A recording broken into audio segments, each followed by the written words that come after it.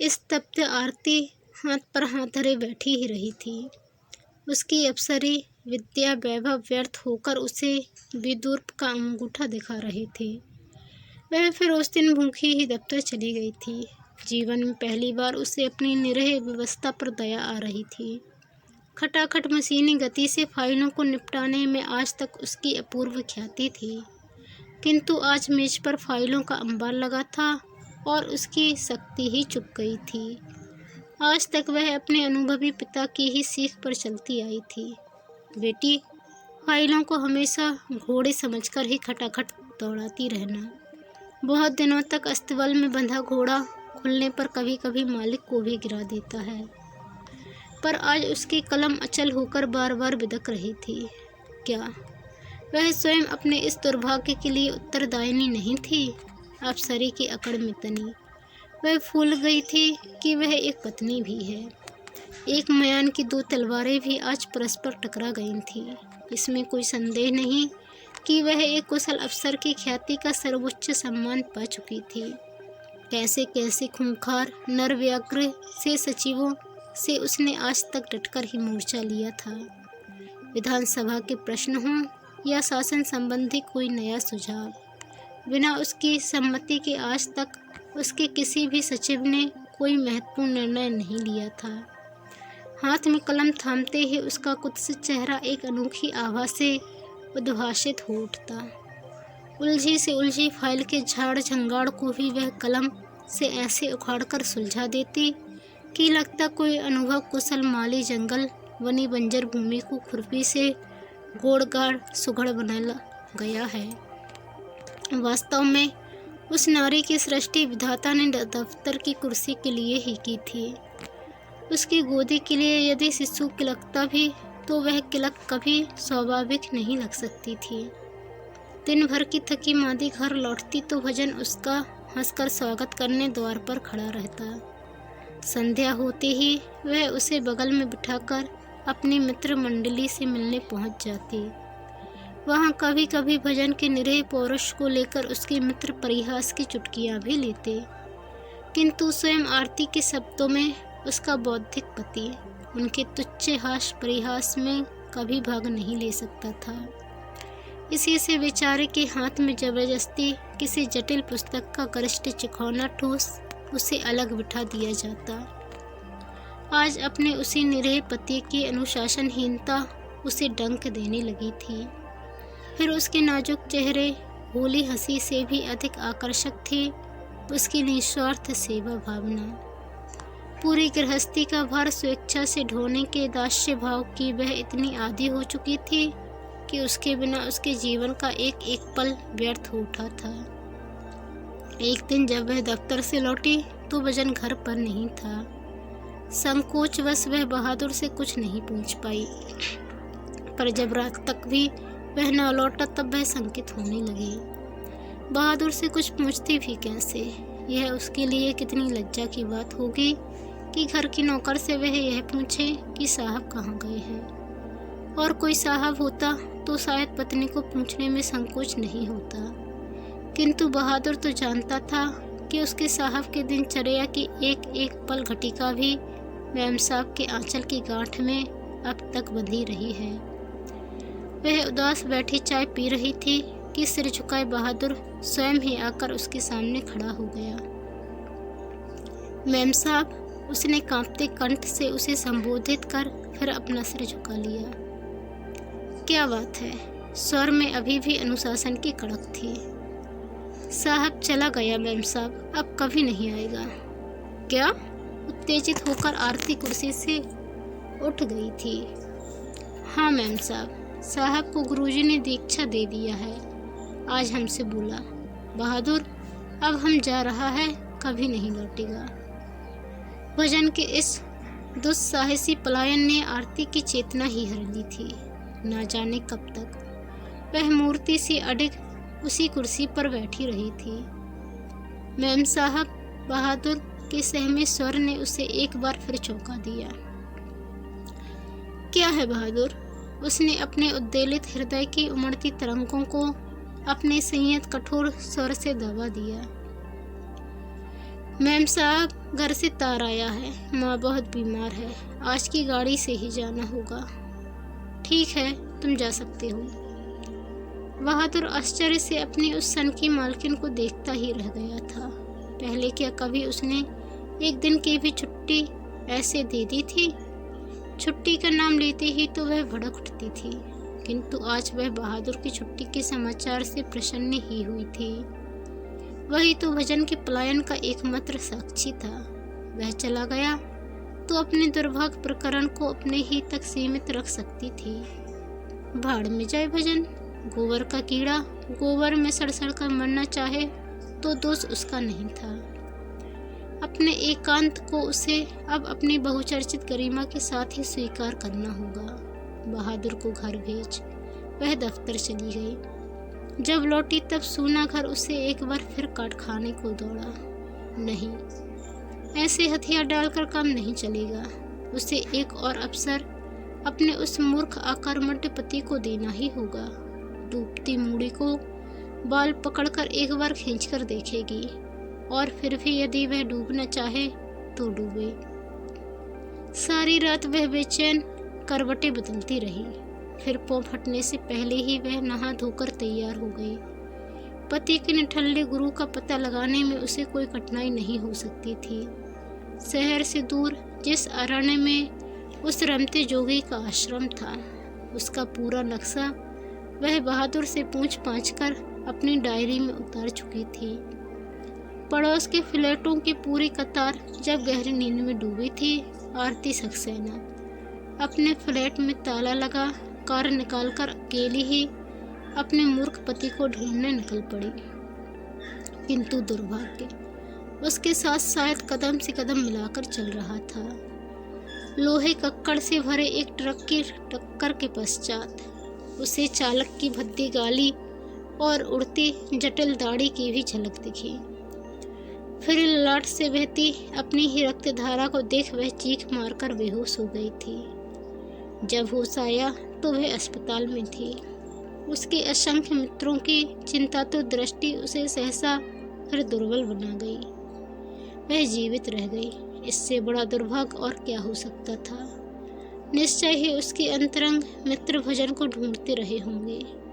क्या कहेगी अब वह उनसे? पत्नी की ऐसी दुख भरी अवस्था में उसे खबर करने के लिए उससे पता मांगेंगे तो क्या वह उन्हें उस अरण्य का पता दे पाएगी? क्लांत अवसन्न पलकों को उसने अकारण ही मूंद लिया। चोट उतनी गहरी नहीं थी, ललाट पर सामान्य सा घाव था। बाएं पैर की हड्डी में छोटी सी दरार आ गई थी। वह सचमुच ही दैवी कृपा थी कि उस जहाज से विशाल ट्रक की टक्कर भी न उसकी नाजुक कार का बाल बांका कर पाई थी, न स्वयं उसका ही। उसके मित्रों ने ही कार की मरम्मत करा दी और 15 दिनों में वह स्वस्थ होकर घर लौट आई। इसी बीच मित्र उससे बार बार भजन का पता पूछते रहे। एक पत्र तो उन्हें लिखना ही चाहिए, तार आप भले ही ना दें। आप पर इतनी बड़ी विपत्ति आई है, ना नौकर है ना कोई आत्मीय। हमारा भी तो कुछ कर्तव्य है। भजन आएगा तो क्या कहेगा? नहीं नहीं, आरती बड़े ही चातुर्य से उन्हें समझा बुझाकर शांत कर देती। आप लोग भजन को नहीं जानते। एक तो यूरोमेटिक हार्ट का मरीज रह चुका है। मुझे कभी छींक भी आ जाती थी तो पगला जाता था। इतने दिनों बाद तो बेचारे को एकांत अध्ययन का अवसर जुटा है। मैं उसका पता नहीं दे सकती।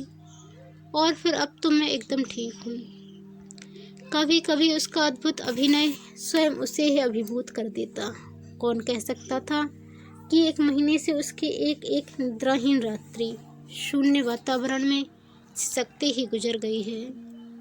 उसकी भूख प्यास नींद सब कुछ उसका नवीन सन्यासी अपने साथ ही हर ले गया था। दिन तो दफ्तर में कट जाता।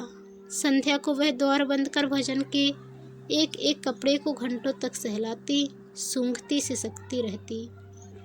मित्रों को वह कब तक अपनी व्यर्थ कैफियत से फुसला सकती थी। एक दिन आधी रात को उसने अपना निर्णय ले ही लिया। एक प्रयास को तो विधाता ने व्यर्थ कर दिया था। अब वह एक बार अपने दुर्भाग्य से फिर जूझेगी। जीवन में आज तक उसने क्या कभी हार मानी थी? रात भर बैठकर उसने पति के गुरु से अपने वार्तालाप की भूमिका तैयार की। क्या क्या कहना होगा, कैसे कहना होगा, सब कुछ उसने अपनी डायरी में नोट किया। और जब दफ्तर जाने लगी तो पति संधान के लिए निकाली गई अपनी साड़ी भी मैचिंग ब्लाउज पर्स के साथ पलंग पर सजा गई। एक जरूरी मीटिंग के चक्रव्यूह से जब वह निकली तो संध्या हो गई थी। घर लौट स्वयं चाय बनाने, मुँह हाथ धोने में प्रगल्भा संध्या और प्रगाढ़ हो गई थी। तेजी में कार ड्राइव करने पर भी गंतव्य स्थान तक पहुंचने में उसे 45 मिनट लग गए थे। गाड़ी उस गहन अरण्य में जा नहीं सकती थी। पास ही अरहर के खेत के साए में गाड़ी लॉक कर वह उतरी तो कलेजा धड़क रहा था। क्या पता भजन के गुरु अपने शिष्य के साथ डेरा डंडा उखाड़ किसी और अरण्य में चले गए हों। जोगी और सांप का क्या कोई घर होता है? वह हमेशा अपनी टॉर्च साथ रखती थी, किंतु उस दिन पहली बार मानसिक अशांति ने उसे ऐसा विभ्रांत कर दिया था कि वह टॉर्च साथ रखना ही भूल गई थी। बड़े बड़े कास कुछ बार बार उसे उलझा रहे थे।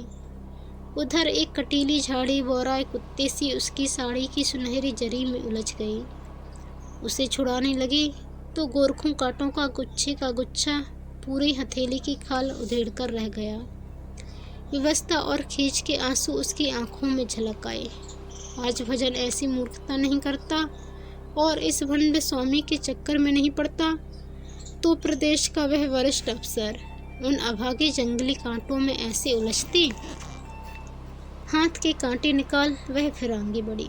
दूर दूर तक फैले गहन अंधकार के निश्चीम शून्य सागर के बीच वह तुच्छ तरुणी सी ही डगमगाती खड़ी थी कि बड़ी दूर टिमटिमाती एक बत्ती के क्षीण आलोक ने उसे आश्वस्त किया। निश्चय ही यह उस मूर्ख के आश्रम की बत्ती होगी। उसका अनुमान ठीक ही था। एक लंबी सक्रिय निष्पत्र यूकलिप्टस वृक्षों की परिधि पार कर वह आश्रम के द्वार तक पहुंची और ठटक्कड़ खड़ी रह गई। अस्वस्थ के मोटे तने के पीछे दुबकने में उसने फिर विलंब नहीं किया।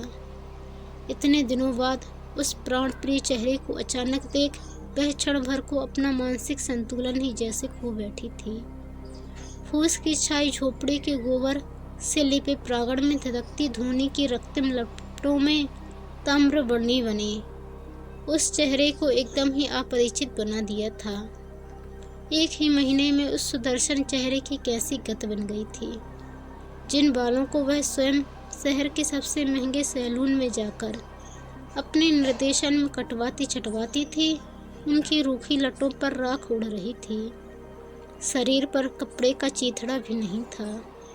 हाथ में पकड़ी चिलम के संकीर्ण मुख में वह धूनी से अंगारे रखता फूंकता जा रहा था।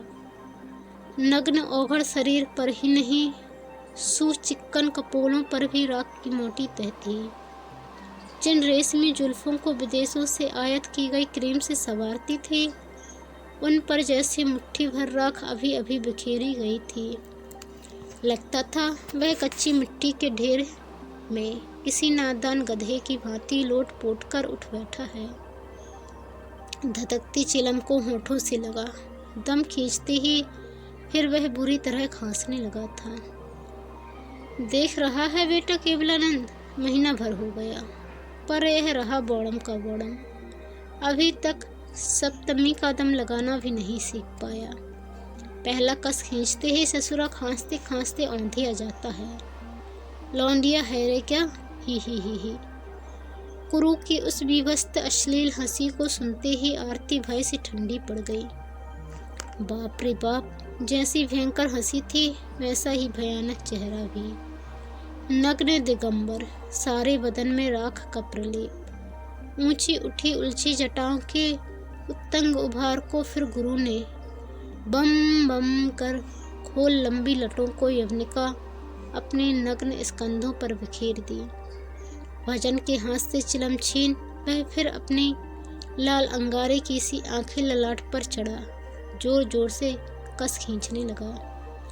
ले रे भजनंद, ऐसे कस खींच, समझा।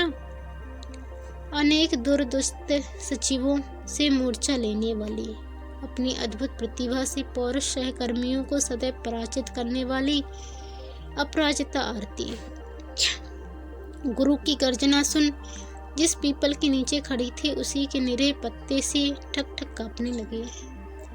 रामदासी, गुरु ने हाँक लगाई, बाहर आ और इस छोकरे को जरा चिलम पीना सिखा। आए हैं ससुर बैरागी बनने, कलेजा है पिद्दी का। रामदासी आकर भजन के पीछे हंसती खड़ी हो गई। गेरुआ ऊंची बंधी धोती का फेंटा उसके सुडोल वक्ष स्थल का महा और दाल से प्रदर्शन करता, उसकी भव्य ग्रीवा से लिपटा था। वन्य मृगी कैसे चप्पल आयत नैनों से परिहास की असंख्य किरणें फूट रही थीं।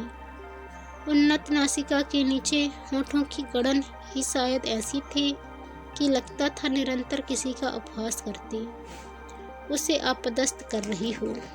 नाम मात्र को धारण किए गए संक्षिप्त परिधान के लिए उस श्यामल चेहरे पर किसी भी प्रकार का प्रवृत्ति भाव नहीं था। सहज सिद्ध अधिकार से उसने फिर वही बंद अधरों की रहस्यमय मुस्कान के साथ गुरु के हाथों से चिलम ली और बड़े ही स्वाभाविक अंतरंगता से भजन के पास बैठकर उसे चिलम पकड़ना सिखाने लगी। उस रस सिक्त शिक्षा के बीच फिर उस गुरु के उस दूसरे संड मुसंड नंग धड़ंग चेले केवलानंद ने क्या कहा वह सुन नहीं पाई, पर लावणमयी रामदासी वैराग्य की नींवें ढहाती चिलम सहित भजन के कंधों पर लुढ़क गई। आरती का आहत नारित्व सहसा चोट खाई नागिन काशी ही फन उठाकर फुफकार उठा। वह तेजी से बढ़ती धूनी की रक्तिम धूम रेखा को चीरती बिना किसी की ओर देखे भजन के सामने तनकर खड़ी हो गई। भजन, चलो घर। उसे आज भी अपने अनुशासन पर दृढ़ विश्वास था। एक बार आंखें चार होने पर भजन अब भी उसके आदेश की अवहेलना नहीं कर सकता था, पर पति की गांजे के दम से आरक्त दृष्टि धूनी की धूम्र रेखा पर ही निबद्ध थी। उसने एक बार भी आंखें उठाकर आरती की ओर नहीं देखा। चिलम एक जलती लकड़ी से टिका, वह एक लंबे चिमटे से आग को अकारण ही ऐसे उभाड़ने लगा जैसे पास खड़ी जीवन सहचरी को उसने देखा ही ना हो। भजन, घर चलो। इस बार के अस्पष्ट आर्त स्वर में केवल समर्पण था, अनुशासन नहीं। घर? भजन का कंठ स्वर भी गांजे के दम ने बदल दिया था। उसमें अब कोमलता नहीं, तीव्र सर्ज की तीखी खनक थी। मेरा कोई घर नहीं? हा हा हा। आरती का चेहरा सफेद पड़ गया था। क्या कहते हो भजन, तुम्हारा कोई घर नहीं? इस बार शोकाकुला आरती की आंखों से अविरल अश्रुधारा बहने लगी। उसे अपनी व्यवस्था इतनी आशा कभी नहीं लगी थी। पहली बार उसे लगा कि उसके विरह आवरण के बीच उसकी ऊंची नौकरी, उसकी प्रतिभा, उसकी ख्याति के बीच केवल पत्नी भाव की ही धारा निरंतर बहती रही थी। उसी धारा में उसके जीवन की सार्थकता थी जिसे वह आज तक एक क्षीण धारा ही समझती रही थी। वह आज उसके विवेक, संयम, लज्जा, विरह आडंबर के रोड़े पत्थरों को ठेलती फूटकर बाहर निकल पड़ी थी। संसार का कोई भी समर्थ बांध अब उसके वेग को अवरुद्ध नहीं कर सकता था। उसी क्षण रामदासी चिलम उठाने झुकी। दूर से देखने पर वह जितनी आकर्षक लगी थी, नैकट्य से उसके प्रतिष्ठित यौवन का आकर्षण आरती को उतना ही घातक लगा। निश्चय ही यही दुश्चारिणी उसके निर्बुद्धि पति के विनिपात की मूल उक्त भूमि थी। क्रोध से आरती की नासिका का अग्रभाग भड़क उठा, तमतमाया चेहरा फिर कठोर हो गया। क्षण भर पूर्व क्या इसी मायाविनी के पाश में बंधने भजन सिद्धार्थ बना अपने सुसज्जित वातानुकूलित भवन, सुशिक्षिता अफसर पत्नी के सुदीर्घ सुखद साहचर्य को भुला इस विहड़ अरण्य में भटक गया था। उस अपरिचिता स्वयं व्रत सौत के प्रति उसे घृणा ही अधिक हुई थी, क्रोध कम। तुम यहाँ क्या करती हो? उसने उस रोवीले स्वर में पूछा, जिसमें वह कभी कभी अपने चपरासी हर्रासों को सचिवालय की बेंचों पर ऊँघने के लिए डांटती डपटती थी। किंतु उस प्रश्न की कड़क पद्म पत्र पर पड़े जल बिंदु की सी व्यर्थ ढलक गई। जिससे प्रश्न पूछा गया था, उसकी निर्भीक दृष्टि में किसी को कुछ न समझने वाली दर्प की झलक भी उभर आई थी। आरती के प्रश्न का उत्तर दिए बिना ही वह अबाध्य छोकरी चिलम की राख वहीं झाड़ती रही। इस बार आरती बौखलाकर पत्थर की मूर्ति से जड़ बैठे उस औघड़ गुरु पर बरस पड़ी। तुम जैसे भंड स्वामियों को मैं खूब जानती हूँ। एक बार आजमगढ़ में ऐसे ही आश्रम में मैंने छापा मारकर सेरो अफीम बरामद की थी। जवान छोकरियों को अपने इस आश्रम में बटोर। तुम कैसी दीक्षा दे रहे हो, इस छोकरी को देखते ही समझ गई हूँ। अब तक निर्लिप्त विरोध भाव से अडिग बैठी अब भूत की राख से ढकी पलकें सहसा खुल गई। दहकती अंगारी सी दृष्टि में यदि जलाने की शक्ति होती तो आरती सक्सेना उसी क्षण भस्म होकर राख हो जाती। माई, क्रोधी गुरु की आंखें ललाट पर चढ़ गई। लंबा चिमटा उसने जोर जोर से जमीन पर ऐसे पटका जैसे कुद्र अविवेकी भेड़ को डराने कोई पुलिस अधिकारी हवा में गोली चला रहा हो। जानती है तू किससे बातें कर रही है? हाँ हाँ जानती हूँ। उत्तेजित आरती बुरी तरह हाँफने लगी थी। एक ऐसे धूर्त चुट्टे से जो लोगों की सुखी गृहस्थी उजाड़ योग में नहीं भोग में लिप्त है। निकल जाए यहाँ से। भजन का गुरु अब अपनी पूरी विवस्त नग्नता का निर्लज्ज प्रदर्शन करता चिमटे सहित खड़ा हो गया। किंतु तेजस्विनी निर्भीक आरती भी सहनी सी ही तनी खड़ी थी। ठीक है भजन, उसने नग्न गुरु की ओर दृष्टिपात किए बिना ही अपने पति को लक्ष्य कर अपना अंतिम अग्नि बाण चलाया। तुम शायद भूल गए हो कि कानून की दृष्टि में तो तुम अभी भी मेरे पति हो। तुम्हें जाना ही है तो कायदे से कानून को संतुष्ट कर ही जा सकोगे, समझे? और उस क्रिया में तुम्हारे इस ढोंगी पाखंडी गुरु और तुम्हारी इस संगिनी को किस आश्रम की हवा खानी पड़ेगी वह शायद मुझे बताना नहीं पड़ेगा। इतना कहकर वह फिर तेजी से पलटकर निकल गई थी। घर लौटते ही उसकी गर्भोक्ति उसे स्वयं ही व्यर्थ लगने लगी।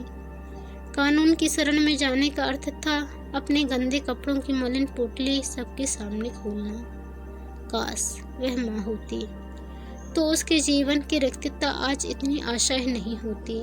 विवाह जीवन की अनेक स्मृतियों के दंश उसे सहसा पागल बना गए। विधाता उसे यह किन पूर्वकृत पापों का दंड दे गया था।